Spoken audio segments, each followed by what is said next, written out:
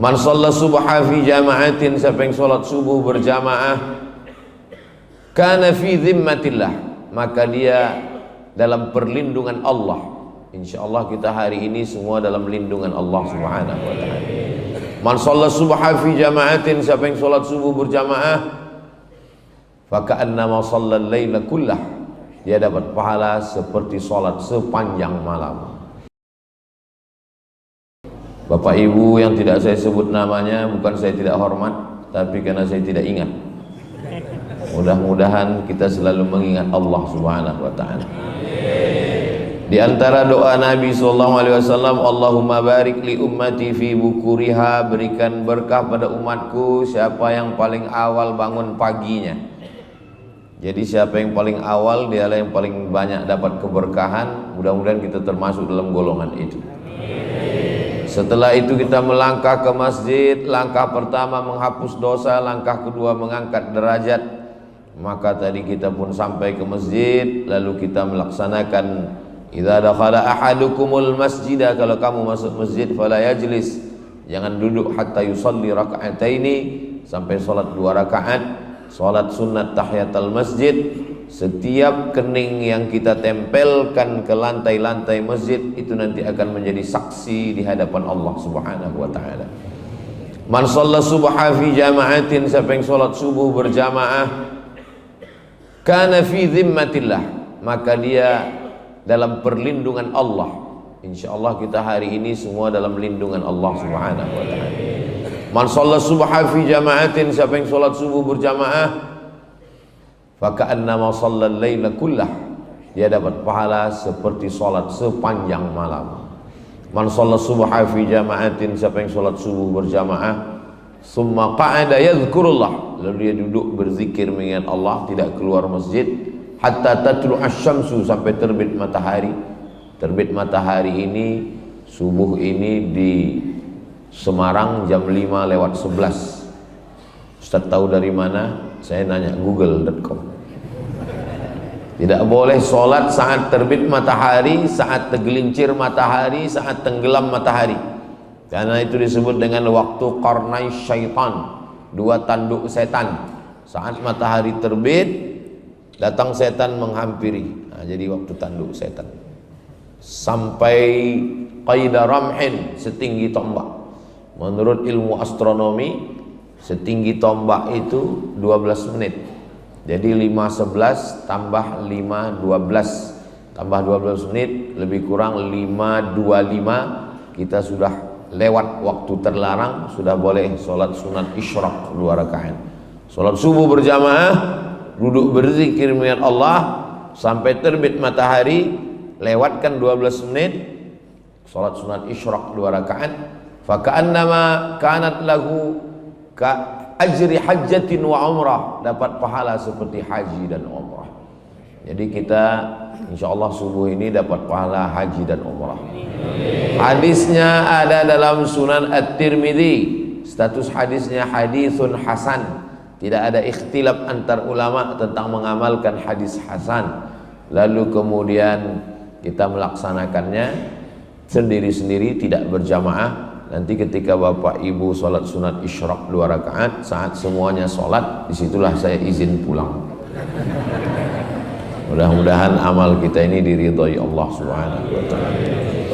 Allahu nurus samawati wal ard, Allah cahaya langit dan bumi. Mathalu nurihi kamishkatin fiha misbah, seperti dinding yang dilobangi, lalu di lubang itu ada cahaya. Tempat meletakkan lampu zaman dulu, sebelum ada lampu gantung, maka dinding ini dilobangi, mishkat namanya, diletakkan cahaya, lampu di sana. Al-misbahu fi zujajah, lampunya itu di dalam kaca.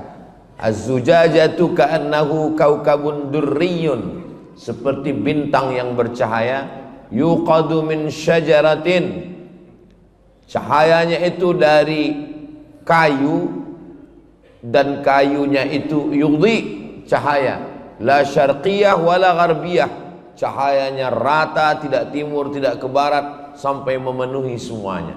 Ini semua adalah perumpamaan, karena Tuhan bukan cahaya.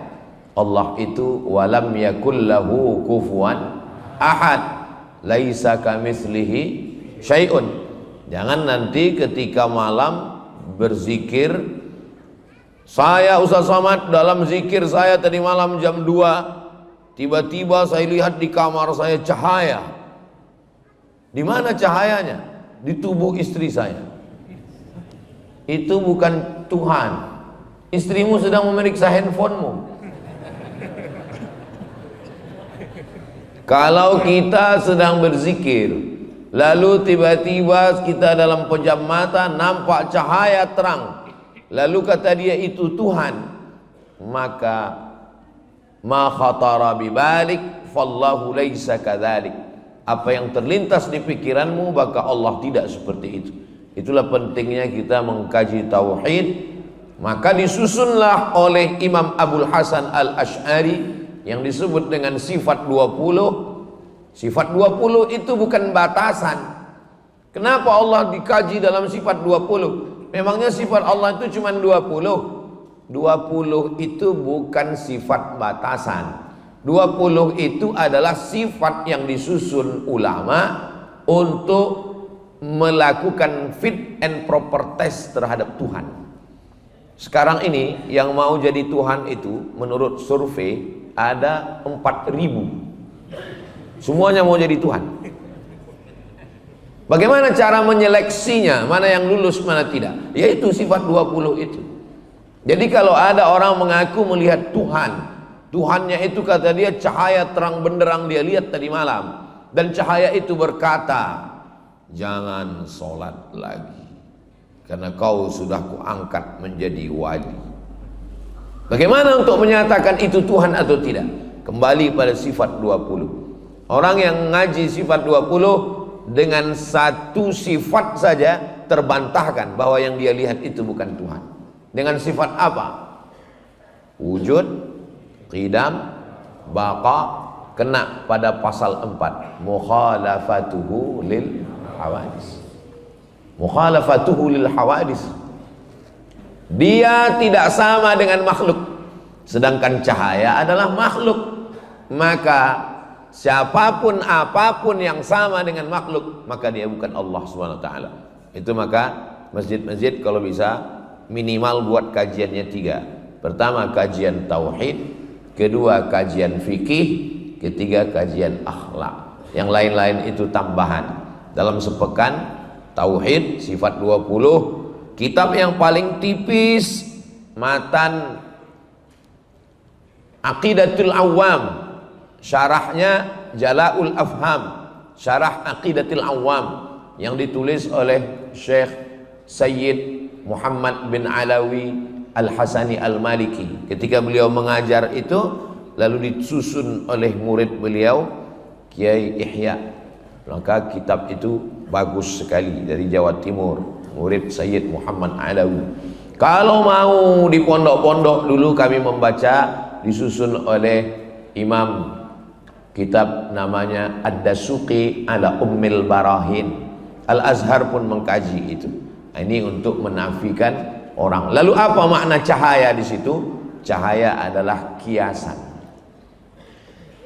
Kenapa saya hari ini bisa membedakan ini orang, ini tiang, ini lampu, ini atap, ini dinding? Kalau ada orang mengatakan kita bisa melihat karena kita punya mata. Bukan. Kita bisa melihat bukan karena kita punya mata, tapi karena ada cahaya. Siapa yang mengatakan dia bisa melihat karena punya mata, nanti malam jam 12 besok malam, matikan semua lampu ini, datang kemari, buka mata lebar-lebar. Kita tidak bisa melihat apa-apa. Kita bisa melihat bukan karena mata, tapi karena kita dapat cahaya. Karena cahaya itulah yang bisa membedakan mana lampu, mana orang, mana tiang. Jadi, apa makna kiasan cahaya di situ? Artinya, ketika Allah memberikan hidayah kepada seorang hamba, maka dia seperti mendapatkan cahaya. Dengan cahaya itu dia bisa membedakan mana yang hak, mana yang batil. Mana yang batil, mana yang betul, mana yang betul, mana yang batil. Sekarang hampir tidak lagi bisa orang membedakan mana betul, mana batil, mana batil, mana betul. Walaupun batil, tapi karena disuarakan setiap hari menjadi betul. Yang betul dianggap batil, yang batil dianggap betul. Saking banyaknya orang gila sekarang, orang waras ragu dengan kewarasannya. Ada orang waras masuk ke rumah sakit jiwa, begitu ketemu di pintu satpam, kebetulan di samping satpam itu ada orang gila. Orang gila itu pertama nanya, "Bapak sudah lama gila?" Dia bilang, "Saya waras, kamu yang gila." Sampai ke dalam, lewat di lapangan, ketemu ramai orang gila, tepuk tangan. Orang gila, orang gila. Saya yang waras, kamu yang gila, kata orang waras. Sampai ke dalam, ketemu lagi sama orang gila, minta sebatang rokok. Dia bilang, "Orang gila punya mancis nggak?" Kalau begini lama-lama saya yang jadi ragu, siapa yang gila sebetulnya? Saking banyaknya orang gila, orang waras, ragu dengan kewarasannya. Maka kalau orang sudah punya kebenaran, kebenaran itu seperti cahaya yang datang dari Allah Subhanahu wa taala, bisa membedakan antara hak dan batil. Maka Nabi Muhammad SAW itu diperumpamakan seperti cahaya. Mana Nabi Muhammad diumpamakan seperti cahaya? Tala'al badru alaina. Badar itu bulan yang bulat purnama. Kalau bulan yang masih kecil, bulan sabit, itu namanya hilal. Kalau bulan yang sudah bulat, namanya badar. Dua-duanya sudah jadi nama orang Indonesia, Pak Hilal dan Pak Badar. Itu perumpamaan. Kenapa? Karena bulan itu terang di tengah malam yang gelap. Ketika malam gelap, musyrik, kafir, jahiliyah, Abu Jahal, Abu Lahab, datanglah Badar. Makanya seorang munsyid yang melantunkan nasyid dari Mesir, Syekh Atif, melantunkan dengan qamarun, bulan. Bulan adalah cahaya. Kenapa bukan matahari? Kenapa Nabi Muhammad itu diumpamakan seperti bulan? Kenapa bukan matahari? Karena bulan menerima pantulan cahaya. Nabi Muhammad bukan sumber cahaya. Sumber cahaya adalah Allah Subhanahu wa taala, dan bulan menerima pantulan cahaya, dialah yang menerangi kegelapan. Itu pun makna kiasan. Karena kalau kita katakan Nabi Muhammad itu bulan, berarti Allah itu matahari. Kita nyembah matahari. Apa beda kita dengan Jepang? Nanti kita di akhirat disatukan sama orang Jepang, kan sama-sama nyembah matahari. Wasyamsu wal qamaru, sedangkan bulan dan matahari, matahari dan bulan adalah sama-sama ciptaan Allah Subhanahu wa taala. Fa bi ayyi ala'i rabbikuma tukadziban. Jadi kalau begitu Allah itu laisa kamitslihi syai'un. Dia bukan apa-apa, dia bukan apapun, tak bisa diserupakan dengan apapun. Lalu perumpamaan itu untuk mendekatkan kita mudah, litakribil fahmi, supaya mudah memahaminya. Jadi ketika seorang dikatakan bisa menjelaskan sesuatu yang tidak jelas, Ustadz sudah mengeluarkan kami minaz zulumati ilan nur, dari kegelapan kepada yang terang benderang. Kalau cahayanya karena listrik, dia akan mati, apalagi token habis paket. Kalau cahayanya karena lampu, dia akan kering. Tapi kalau cahaya itu datang dari Allah, Allah itu sifatnya qadim, wujud, qidam, tidak berawal. Ada orang mengaku Tuhan, saya Tuhan kata dia, sedangkan dia dilahirkan, berarti dia tidak Tuhan, karena Tuhan itu qadim, tidak berawal. Lalu kemudian dia mati, Sai Baba mati, dia dipertuhankan, berarti dia tidak Tuhan. Kenapa? Baqa berakhir, baqa kekal, tidak berakhir. Wujud, qidam, baqa, mukhalafatuhu lil hawadis, qiyamuhu binafsihi. Nah, jadi mengkaji tauhid adalah untuk mengeliminasi semua yang bukan Tuhan, yang tidak layak, sampai pada puncaknya kita bertauhid la ilaha illallah. Lalu kemudian ketika Imam Al-Ghazali mampu mengalahkan keinginan dirinya, saya maunya subuh ini tidur sampai jam 8 karena hari libur, mau balas dendam Senin, Selasa, Rabu, Kamis, Jumat. Kapan lagi menikmati hidup? Hidup hanya sekali, tidurlah sepuas hati. Tapi Allah mau saya bangun jam 4 untuk persiapan mandi, sholat sunat wudhu, sholat sunat taubat, sholat sunat tahajud, sholat sunat hajat, sholat sunat witir, nunggu azan subuh. Kalau diperturutkan keinginan saya maunya balas dendam, tidur sampai pagi. Tapi keinginan Allah, saya mesti bangun untuk sholat subuh. Saat itu ada dua keinginan, keinginan Allah dengan keinginan saya. Siapakah yang mesti dikalahkan? Ada orang selalu mengalahkan keinginannya, tapi ada orang, ya kita harus adil Pak Ustadz, sekali-sekali Allah juga mesti mengalah.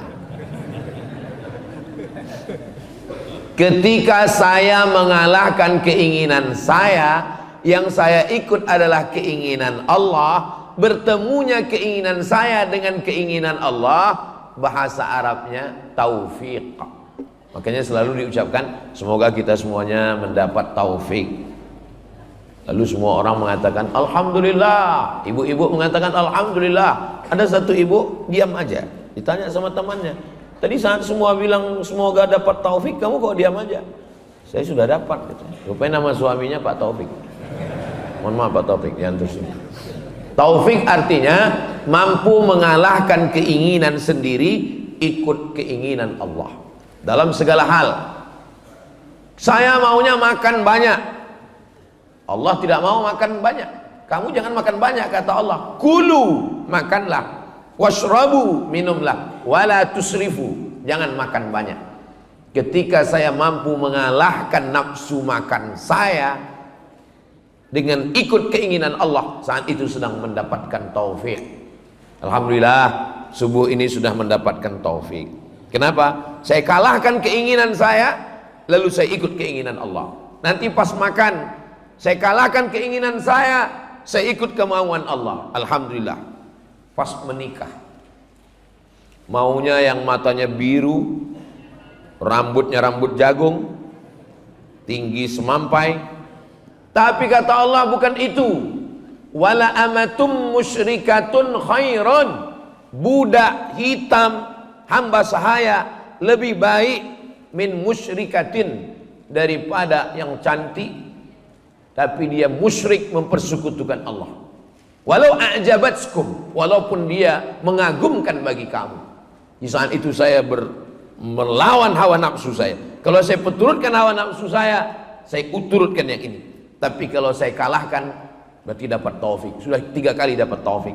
Saat bangun tidur dapat taufik, saat makan dapat taufik, saat ingin menikah dapat taufik. Kemudian saat memilih pemimpin, begitu juga. Saya maunya yang ngasih saya sembako, yang ngasih serangan pajar. Tapi menurut Allah itu adalah la'ana Rasulullah SAW ar-rashi wal murtashi. Orang yang menyogok, yang menerima sogok, dilaknat. Laknat artinya ba'idun anir rahmah, jauh dari rahmat Allah. Lalu kemudian la tattakhidul kafirin, dalam ayat lain la tattakhidul yahuda wan nasara awliya, jangan kau angkat orang-orang yang tidak mempertuhankan Allah, mempersekutukan Allah, menjadi orang yang memikul tanggung jawabmu, yang ngurus lampu jalanmu, yang mengurus APBD APBN-mu. Aulia min dunillah. Di saat itu sedang bertarung keinginan saya, apakah saya ikut keinginan Allah atau ingin ikut hawa nafsu saya. Maka dalam segala hal kita mesti menghilangkan ini. Itulah mengapa disebut kita selalu semoga mendapatkan taufik. Kenapa taufik lebih didahulukan daripada hidayah? Billahi taufik wal hidayah. Wassalamualaikum. Belum penutupan. Karena kita berhenti 5:11 tambah 12 5:25. 5:25 baru kita sholat sunat isyraq 2 rakaat. Kenapa taufik lebih didahulukan daripada hidayah? Kenapa tidak billahil hidayah wat taufik? Karena hidayah ada dua. Hidayah yang pertama, hidayah untuk memilih antara kafir dan Islam. Lalu kenapa kita minta hidayah? Ihdinas siratal mustaqim, ihdinas siratal mustaqim. Semoga dapat hidayah. Kita kan sudah Islam. Hidayah pertama kita sudah dapat, insyaallah hidayah Islam. Amin. Tapi hidayah yang kedua adalah menetap dalam keislaman, kuat dalam keislaman. Itulah hidayah yang kedua. Lalu kenapa yang disebut dalam ini semoga mendapatkan taufik dan hidayah?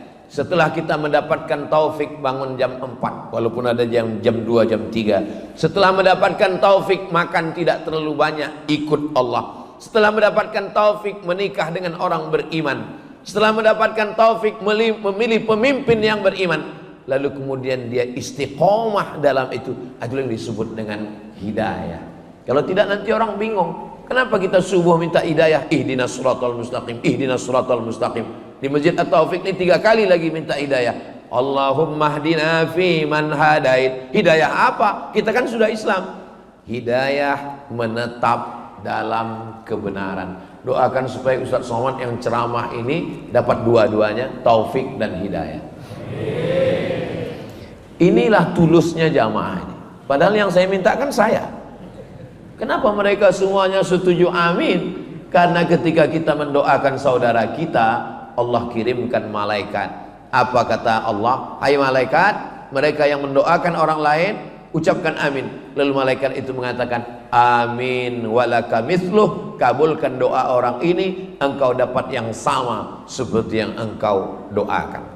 Man qara'a surat al-kahfi, siapa yang membaca surat al-kahfi, pagi Jumat, siang Jumat, sore Jumat, petang Jumat, malam Jumat, sebelum azan maghrib hari Jumat, adha'a lahu min nur, cahaya lagi, Allah berikan dia cahaya ma bainal jumu'ataini, sampai Jumat berikutnya. Cahaya apa yang dimaksud? Apakah mukanya jadi bercahaya? Itu Ultraman. Cahaya apa yang dimaksud ini? Cahaya bisa membedakan antara yang hak dengan yang batil. Makanya siapa yang menghafal surat Al-Kahfi, membaca surat Al-Kahfi, tidak sanggup semua minimal ujung-ujungnya, maka dia selamat diantaranya dari fitnah Al-Masih Ad-Dajjal. Kenapa ada Al-Masih ujungnya Dajjal? Karena ada Al-Masih yang original, ada Al-Masih yang KW. Yang KW itu disebut dengan Al-Masih Ad-Dajjal. Ada orang jual gelas emas, bejana emas, namanya wi'a zahab. Wi'a bejana, zahab emas. Wi'a zahab bejana emas.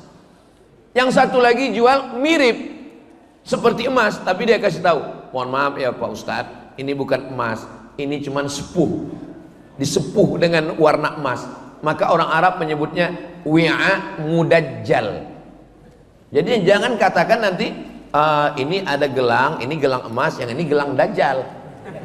Bukan, mudajjal di situ artinya tidak asli, tidak original.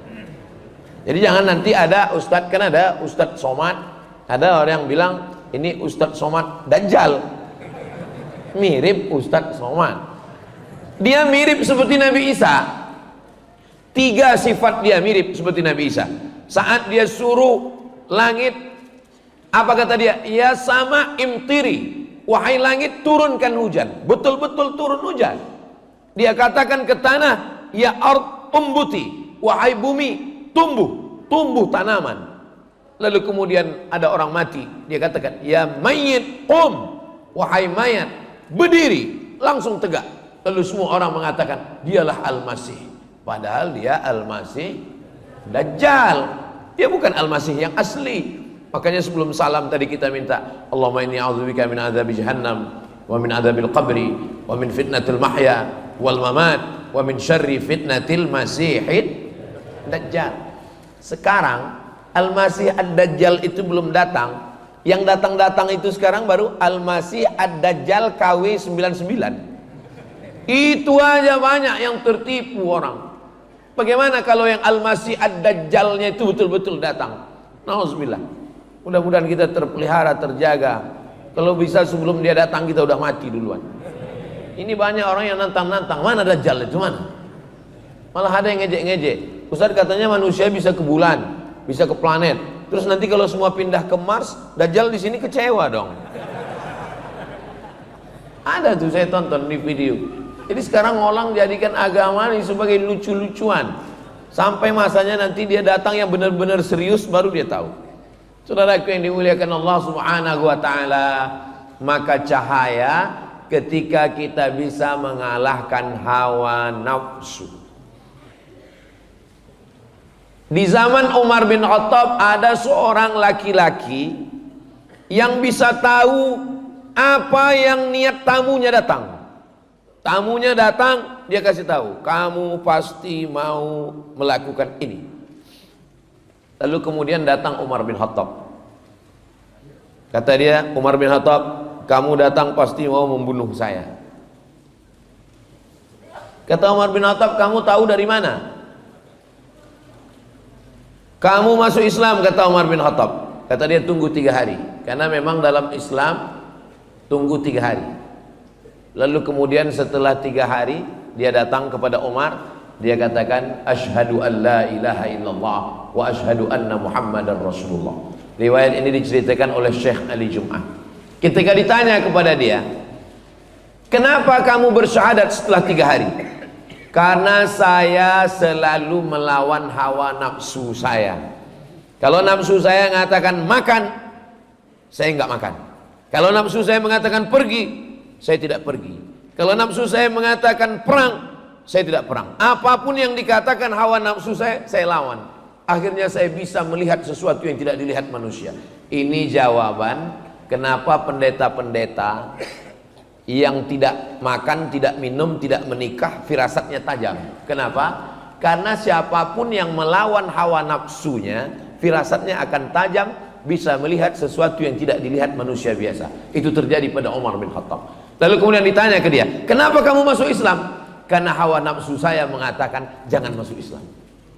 Lalu saya lawan, asyhadu an la ilaha illallah wa asyhadu anna muhammadan rasulullah.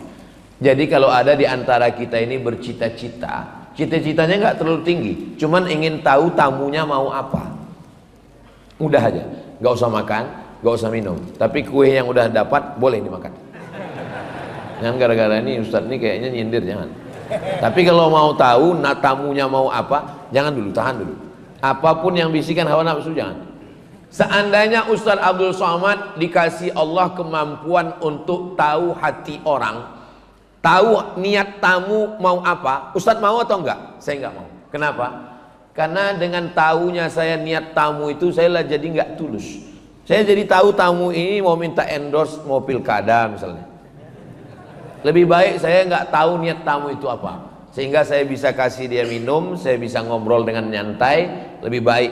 Makanya sebagian wali-wali Allah yang melawan hawa nafsunya, lalu disingkapkan Allah rahasia, disingkapkan itu namanya kasyaf. Kasyaf artinya tirai yang tersingkap. Begitu tersingkap dia jadi tahu, langsung dia lawan hawa nafsunya yang katanya jangan makan, dia langsung makan. Supaya apa? Supaya tertutup kembali. Lebih baik tertutup daripada nampak.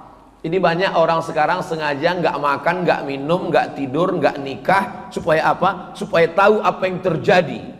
Itu bukan puncak ilmu dalam Islam. Puncak ilmu adalah mendapatkan cahaya sehingga bisa membedakan mana yang hak, mana batil, mana betul, mana batil, mana benar, mana salah. Mudah-mudahan kita mendapatkan kebenaran itu insya Allah. Imam Abu Hamid Al-Ghazali yang menulis kitab Ihya Ulumuddin 4 jilid. Dia jabatan tertingginya rektor, diangkat oleh Sultan Nizamul Mulk di Universitas An-Nizamiyah. Ngomongnya berkarisma. Kalau dia jalan 70.000 orang menyertainya. Dia sampai kepada puncak keilmuan. Yang paling hebat zaman itu adalah filsafat. Dia bantah filsafat. Judul bukunya Tahafut al-Falasifah. Setelah itu baru datang Imam Ibn Rushd membantah Tahafut at-Tahafut. Waktu itu Imam Al-Ghazali sudah meninggal dunia. Imam Al-Ghazali digelar dengan Hujjatul Islam. Berbantah dengan siapapun, dia menang. Sampai akhirnya suatu hari dia melihat ada tongkat yang bengkok di tepi sungai.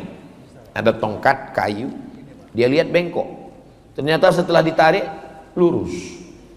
Kalau kita ambil kayu, tongkat, kita tusukkan ke tepi sungai, lalu kita lihat, itu kan bengkok. Tapi pas kita tarik, lurus. Dia sudah mulai tidak percaya dengan mata. Berarti mata tertipu.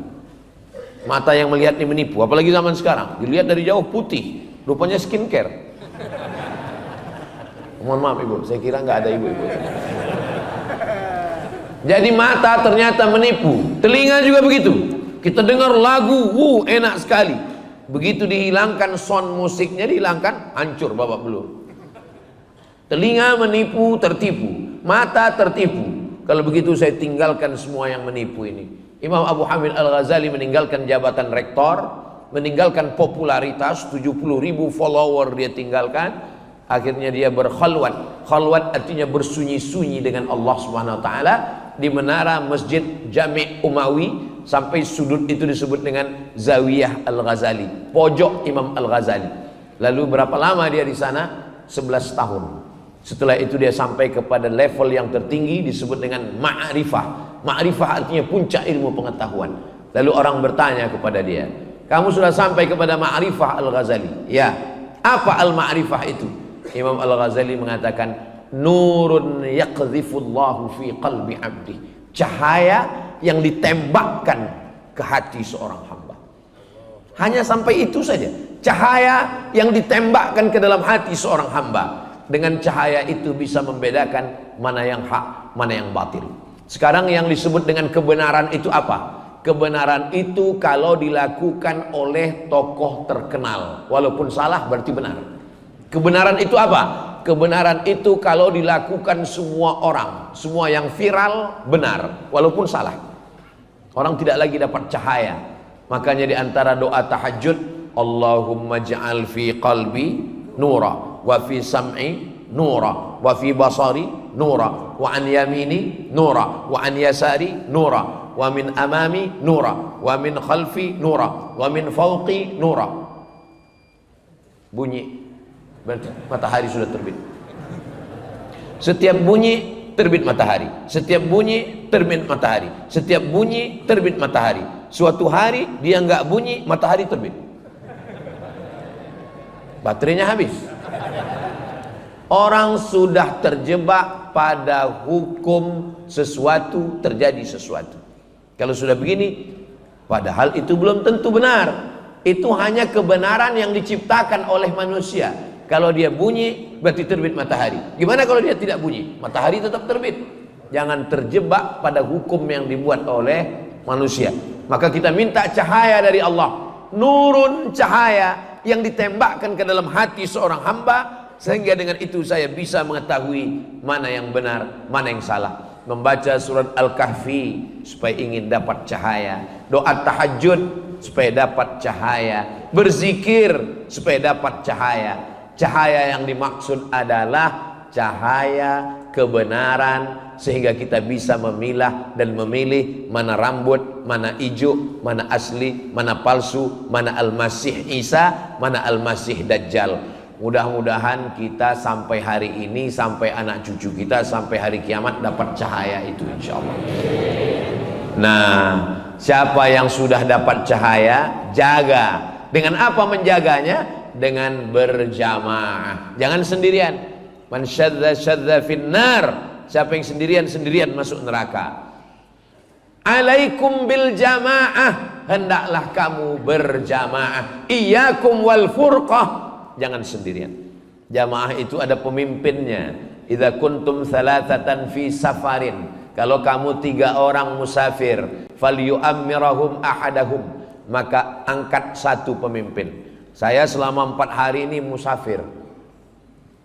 Jumat Sabtu, Ahad, Senin pulang. Memang Jawa Tengah jatahnya setahun 4 hari. Sumatera Utara 4 hari. Sumatera Barat 4 hari. Kalimantan 4 hari, Sulawesi 4 hari, Brunei 4 hari, Sabah 4 hari, Sarawak 4 hari. Di luar itu saya tidak datang. Mohon maaf, beribu maaf. Saya mohon maaf kepada sedulur sederek sedoyo penjenenganipun. Kalau saya nggak datang bukan angku, bukan sombong, karena memang sudah bagi 4 hari. Lalu banyak orang yang heran, nanya-nanya, kenapa Ustadz 4 hari ke Jawa Tengah di musim-musim pilkada ini? Saya nggak tahu waktu nyusun itu dulu kalender, karena kita nggak koordinasi dengan KPU. Nah, selama 4 hari ini siapa imamnya? Siapa pemimpin saya? Pemimpin saya adalah Ustadz Yunus. Makanya ketika ketemu dengan Habib tadi malam, Ustadz Somad nanti mau ke Solo, iya, mampir ke pondok ya. Mohon maaf Habib, saya koordinasi dulu dengan imam saya. Kenapa? Karena saya dalam perjalanan ini saya nggak tahu di mana Solo, di mana Karanganyar, di mana Semarang, di mana Kudus. Maka saya berikan kepada yang tahu. Fas'alu ahla dzikri in kuntum la ta'lamun. Tanya pemimpinmu kalau kamu tidak tahu. Maka angkat dia menjadi pemimpin, tunjukkan mana tempat-tempatnya. Setelah itu sami'na wa ata'na. Ju'ilal imamu liyutamma bih. Imam itu diangkat untuk diikuti, bukan untuk dilawan. Maka apapun yang dilakukan imam, ikut. Imamnya ruku, melu wae, wis. Imamnya sujud, ikut saja. Imamnya angkat tangan, ikut angkat tangan. Allahumma hdina fi man hadait, amin. Wa afina fi man afait, amin. Wa tawallana fi man tawallait, amin. Wa barik lana fi ma a'tait, amin. Wa qina bi rahmatika syarra ma qadait, amin. Karena yang paling enak itu ikut imam. Ngapain kita ngelawan imam? Imam ruku, kita ruku. Imam sujud, kita sujud. Imam baca kunut, kita baca kunut. Imam kentut, yang batal imamnya, kita enggak. Apa standarnya? Standar kita ikut imam selama imam itu ikut Allah dan ikut Rasulullah Sallallahu Alaihi Wasallam. Imam yang kentut wajib diganti dengan imam yang baru. Mohon maaf imam, jangan tersinggung. Yang saya maksud imam ini bukan imam yang lain. Saudaraku yang dimuliakan Allah Subhanahu wa taala, maka datang seorang laki-laki bertanya, "Saya ini mazhabnya Syafi'i." Ya. Mazhab Imam Syafi'i mazhab salaf. Karena Imam Syafi'i meninggal 204 dan dia satu dari imam mazhab yang 4. Nomor 2 imam pertama Hanafi, nomor 2 Maliki, nomor 3 Syafi'i. Enggak masalah. Imam Syafi'i, iya. Tapi saya beberapa pendapat ikut Imam Hambali. Imam Hambali juga enggak masalah. Imam Hambali imam yang keempat, muridnya Imam Syafi'i. Tapi Imam Hambali dengan Imam Syafi'i beberapa perbedaan. Di antara perbedaan mereka tentang kunut subuh. Imam Syafi'i berkunut subuh, Imam Hambali tidak kunut subuh. Dulu kelahi antara pengikut Imam Syafi'i dengan Imam Hambali. Sekarang alhamdulillah sudah enggak kelahi lagi karena sama-sama enggak sholat subuh.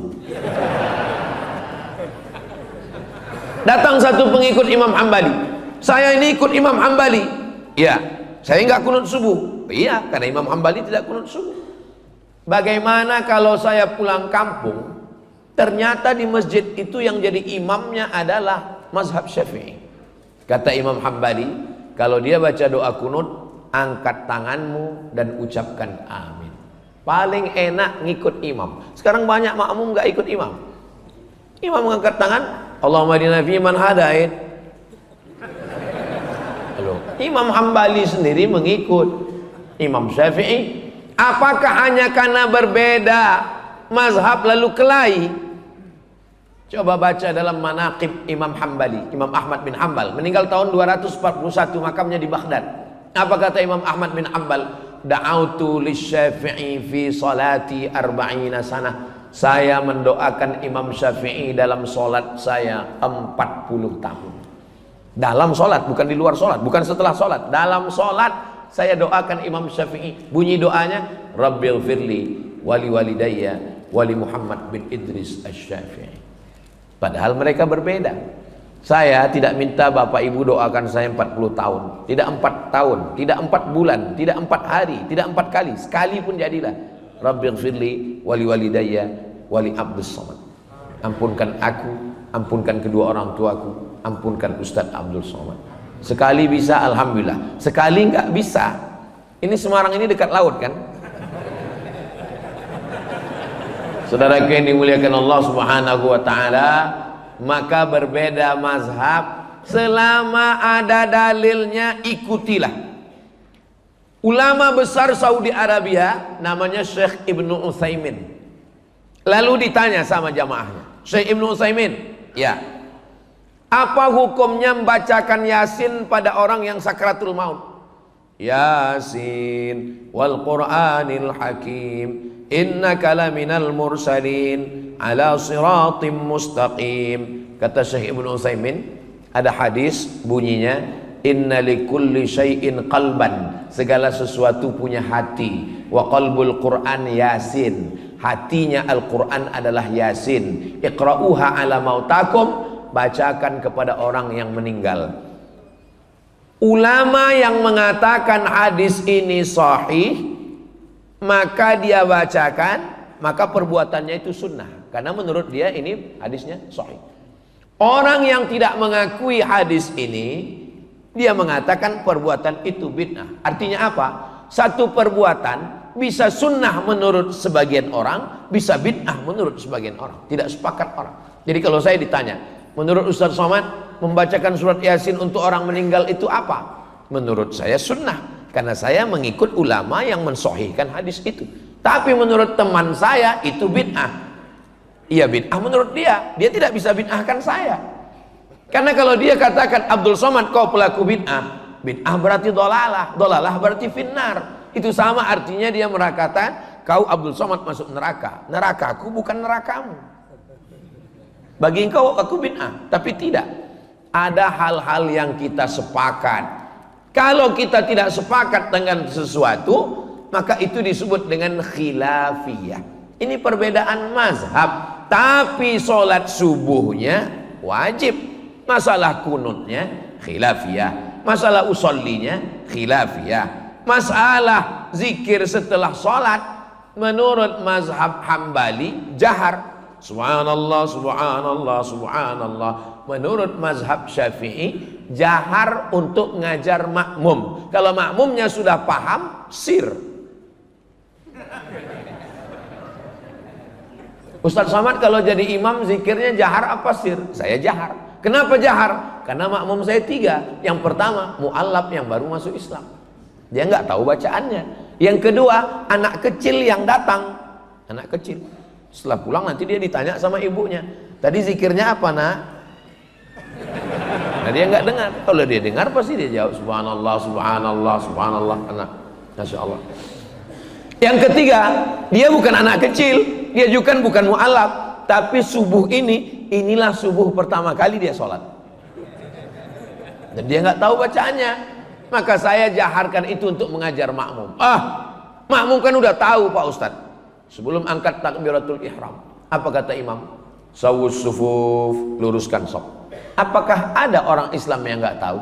Semua orang Islam sudah tahu. Saya belum pernah sholat lalu imamnya ngomong, mohon maaf jamaah, saya nggak perlu meluruskan saf. Kan udah tahu semua kan? Kenapa diulang-ulang terus? Sawus sufuf, karena itu sunnah. Fa inna taswiyatas sufuf min tamamis shalah. Selesai itu tadi imam berdoa, saya ikut aminkan. Kalau banyak orang tidak mau lagi mengaminkan doa imam. Pas ditanya, kamu kok nggak ngaminkan? Alah, doa yang lamanya belum makbul Pak Ustaz. Kamu kenapa nggak ikut baca doa sama imam? Kami beda visi misi Pak Ustaz. Imamnya minta hujan, saya jual es krim.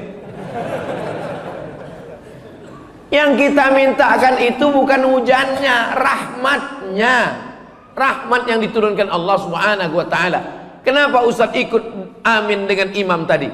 Sebab kata Nabi, ad-da'i wal mu'amminu fil ajri sawa. Yang berdoa dengan yang mengaminkan pahalanya podo, sami mawon. Maka imam membaca doa, saya ikut aminkan. Apa susahnya bilang amin? Amin. Oh, saya lupa. Tadi yang baca doa saya. Diminta imam. Gak mungkin saya tolak. Gak mungkin ketika saya disuruh baca imam tadi berani nyuruh-nyuruh saya. Enggak, saya taat sama imam. Imam bilang baca, siap imam. Saya baca doa. Lalu kemudian setelah itu kenapa kita zikir Asmaul Husna? Itu pun sunnah. Walillahil asmaul husna. Allah punya nama yang baik-baik. Fad'uhu biha. Ya Rahman, Ya Rahim, Ya Malik, Ya Quddus, Ya Salam, Ya Mu'min, Ya Muhaimin, Ya Aziz, Ya Jabbar, Ya Mutakabbir, Ya Khariq, Ya Bari, Ya Musawwir, Ya Ghaffar. Itulah enaknya kalau Asmaul Husna rame-rame. Yang nggak hafal nggak ketahuan. Anaknya nanya, "Papa hafal?" Hafal kalau rame, kalau sendiri enggak. Kenapa zikir itu mesti rame-rame, mesti bersuara keras? Karena malaikat dikirim Allah. Inna lillahi malaikatan. Ada malaikat-malaikat yatufuna 'alal ard. Malaikat itu berkeliling di atas muka bumi mencari majelis zikir. Begitu mereka menemukan majelis zikir, malaikat itu memanggil teman-temannya, "Halummu, halummu. Mari kemari. Ila hajatikum." Inilah yang kalian cari, dan mereka ikut berzikir dengan orang yang berzikir. Itulah makna hadis, "Idza dzakarani fi nafsihi dzakartuhu fi nafsi." Kalau hambaku itu berzikir sendirian, aku menyebutnya dalam diriku sendirian. Wa idza dzakarani fi mala'in. Kalau dia berzikir beramai-ramai, dzakartuhu fi mala'in khairum min mala'ihim. Aku sebut mereka di tempat yang lebih ramai dan lebih mulia. Maksudnya lebih ramai bersama malaikat, lebih mulia bersama malaikat yang tidak berdosa. Itu diantara dalil-dalil zikir berjamaah yang disusun oleh Al-Imam Al-Hafiz Jalaluddin Abdurrahman As-Suyuti. Sebagiannya disebutkan dalam kitab Al-Hawilil Fatawi tentang dalil zikir-zikir beramai-ramai. Di antaranya dalam kitab Musnad Ahmad bin Hanbal, setelah berzikir beramai orang berdiri. Ketika berdiri bubar, apa kata malaikat? Qumu maghfuran lakum. Berdirilah kamu, dosa-dosamu sudah diampunkan Allah Subhanahu wa ta'ala. Maka nanti ketika kita berdiri, semua dosa-dosa kita sudah lepas semuanya. Tapi ingat, makanya kalau dengar ceramah itu jangan sambil ngantuk, dengar baik-baik. Yang lepas itu dosa, bukan hutang. Jangan pulang dari sini ditagih kapan? Kata Ustaz Somad tadi saya sudah lepas hutang. Ceramah saya semuanya bisa didengar ulang. Jadi kalau ada yang bohong ketahuan, karena saya nggak pernah buat kajian eksklusif tertutup. Semuanya bisa ditonton ulang di channel Ustaz Abdul Somad Official. Subscribe, like, share, and comment. Akhirnya kita sampai pukul 5.25, sudah masuk waktu sholat sunat isyraq. Nama waktunya syuruq, nama sholatnya isyraq pakai qaf. Kalau pakai kaf isyraq syirik. Kalau isyraq terbit matahari, kanat lahu ka ajri hajjatin wa umrah, maka dia dapatkan pahala seperti haji dan umrah. Maka untuk menjaga cahaya ini supaya tetap, jangan sampai cahaya ini 100 watt jadi 5 watt, kadang-kadang hidup kadang-kadang mati. Maka menghidupkannya itu adalah dengan ibadah. Salat subuh berjamaah menyala, salat isyraq menyala, salat duha menyala, zuhur, asar, maghrib, isya, tahajud, zikir, infak, wakaf, sedekah menyala abangku. Tapi kalau sudah, ya suami saya alhamdulillah sejak dengar tausiah Ustadz ada juga dia sholat. Alhamdulillah Ustadz. Sholat apa? Idul Adha.